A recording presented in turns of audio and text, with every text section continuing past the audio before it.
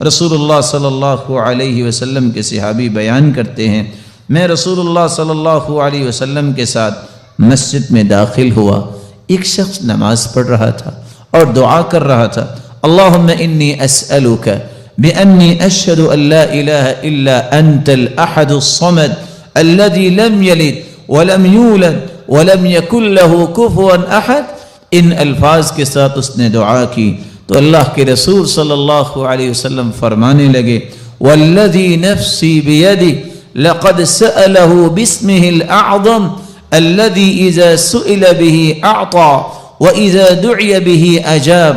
اس ذات کی قسم جس کے ہاتھ میں میری جان ہے، اس شخص نے اسم اعظم کے ساتھ دعا کی، اور جو ان کلمات کے ساتھ دعا کرتا ہے، جو بھی سوال کرتا ہے، اللہ رب العزت اسے عطا کر دیتے ہیں۔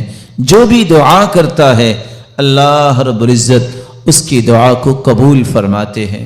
بلکہ رسول اللہ صلی اللہ علیہ وسلم نے فرمایا، جو سورۃ الاخلاص کی تلاوت کرتا ہے، اللہ رب العزت اس کے گناہوں کو بھی معاف فرما دیتے ہیں۔ ایک مرتبہ نہیں، آپ نے 3 مرتبہ فرمایا قل یا ایھا الکافرون فقال قد برئ من الشرک۔ ایک آدمی کو قل یا ایھا الکافرون پڑھتے سنا، آپ نے فرمایا یہ شرک سے بری ہو گیا۔